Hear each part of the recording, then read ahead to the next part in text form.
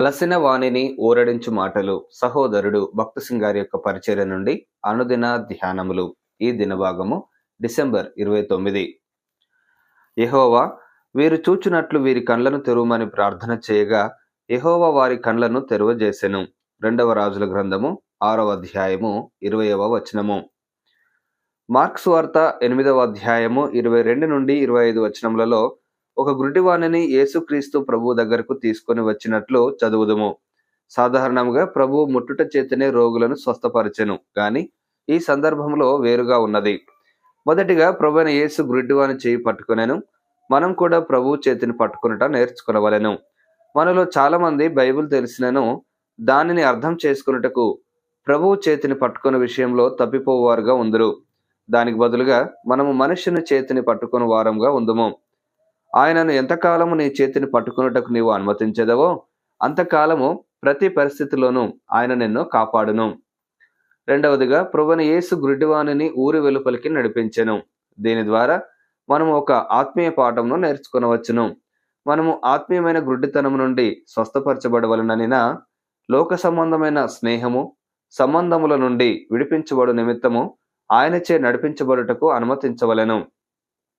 లోక సంబంధమైన స్నేహమును బట్టి ఎంతో మంది విశ్వాసులు ప్రభు పిల్లలతో కలిసి ఆరాధించుటలో తప్పిపోవచ్చున్నారు.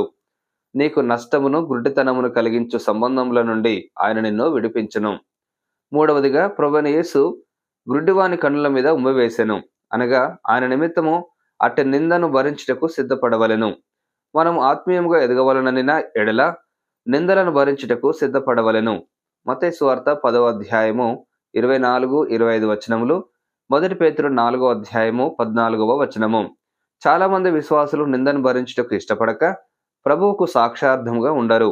అందువలననే వారు ఆత్మీయంగా గుడ్డివారై సంతోషమును పోగొట్టుకొనెదరు.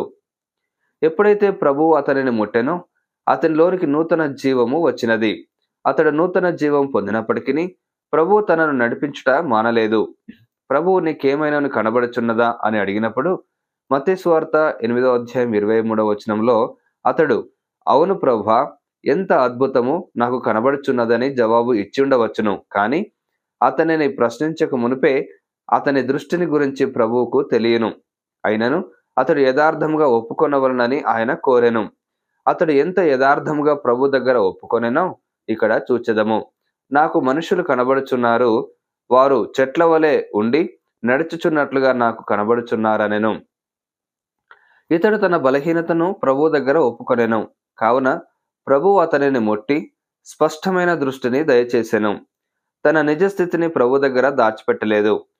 అతడు ఎంతో సంతోషపడెను.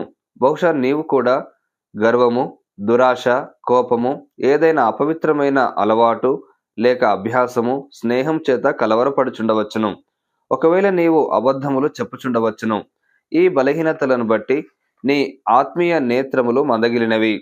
నీ బలహీనతలను, ఓటమిని ప్రభు దగ్గర ఒప్పుకొను విషయంలో నిర్లక్ష్యంగా ఉండకుము. అందుచేతనే ప్రభు నీకు అట్లు చేయుటకు వేచి ఉన్నాడు. పిమ్మట ఆయన నిన్ను ముట్టును. ఆయన ప్రేమగల, కృపగల, దయగల దేవుడు.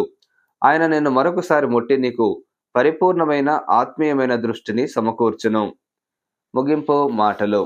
నేటి దిన వాక్యం ద్వారా ప్రభువు మనలను ఆత్మీయముగా నడిపించి సహాయపడి సమృద్ధిగా ఆశీర్వదించునుగాక. ఆమేన్.